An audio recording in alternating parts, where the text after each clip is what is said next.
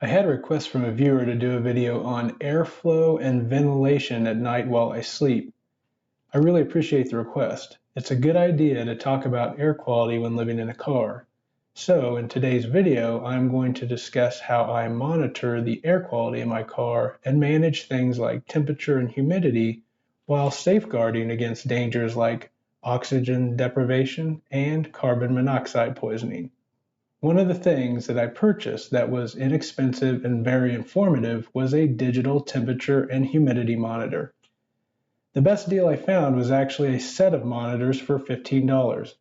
I keep one Velcroed on my front dash for when I wake up at night and turn on my car to warm it up or cool it down, and I keep the other near the head of my sleeping area so I can check the temperature and humidity when I wake up in the middle of the night. Most people don't think about humidity because homes have heating and air systems that keep the air in a home relatively dry. However, when you live in a car, you are in a small place and you exhale moisture with every breath. So it is not uncommon for a car to get very humid while you are sleeping at night. You can reduce humidity by running the air conditioner, and having a humidity monitor allows you to monitor and manage the humidity. I did order and try this little dehumidifier that got a lot of good reviews on YouTube, but it didn't seem to be much help in my car, so I just used the air conditioner. As I mentioned, you can run the air conditioner to reduce humidity because cold air does not retain humidity like warm air. When it is winter and I want to reduce the humidity, then I either open the windows and let out the warm, humid air while letting in the cool, dry air. Or I first run the air conditioner to reduce the humidity before running the heater to warm up. That is where a humidity gauge is very useful because it shows you how much you are reducing the humidity when using various methods. In the summer, things are simpler because running the air conditioner brings down the humidity and the temperature at the same time. By the way, for reference purposes, the average humidity in a typical home in the winter is between 30 and 40%, and in the summer it's between 50 and 60%. So my target is to get under 60% when I run my air conditioner. One thing that is important for air quality when running your heater or air conditioner is maintaining a clean and high quality air filter. Most cars, at least those manufactured in the last 20 years, have what is called a cabin air filter. That is a separate air filter for cleaning the air inside your car.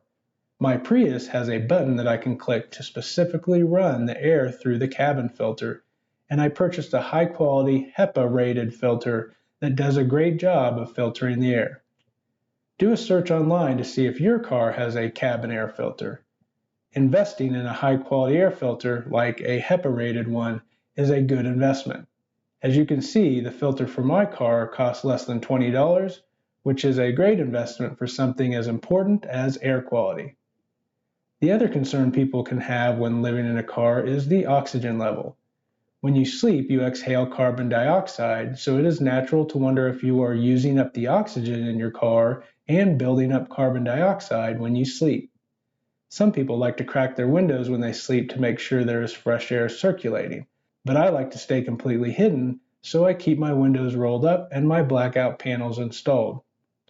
To ensure that I am getting enough oxygen while I sleep, I monitor my body condition using an oxygen meter. The meter I purchased presently costs $49 with a $10 automatic coupon, so it's not too expensive. It is easy to use and it transmits data directly to your cell phone, which allows you to store and analyze your oxygen levels. After a couple of monitoring sessions while sleeping at night, I became confident that my blood oxygen was at a healthy level while sleeping in my Prius. Finally, the other thing that I was concerned about, especially living in an enclosed parking garage, was carbon monoxide. Carbon monoxide is the exhaust that comes out of cars, and it can be deadly in certain concentrations. So I purchased a small battery-powered carbon monoxide detector to set next to my sleeping area at night. It only costs $13, and it has shown me that I don't get any detectable levels of carbon monoxide buildup in my car. If carbon monoxide ever does build up to an unhealthy level, then the monitor has an alarm. That also gives me comfort of mind knowing that I am in a healthy environment, especially while I am sleeping. As everything I have covered in this video shows, I like to take a scientific approach to life that involves analyzing my situation, identifying any possible problems, and using logic, science, and technology to help solve problems. When it comes to air quality in my car, I learned from doing research that I should monitor things like temperature, humidity, oxygen, and carbon monoxide levels. By purchasing the right technologies to monitor those levels, I've been able to help ensure a comfortable and healthy living environment inside my car, especially while I am sleeping. Well, I hope that this information has been helpful, informative, or at least entertaining. If you have any questions, comments, or ideas for future videos, then please feel free to leave them in the comments section below. I try to respond to all questions and comments as quickly as possible.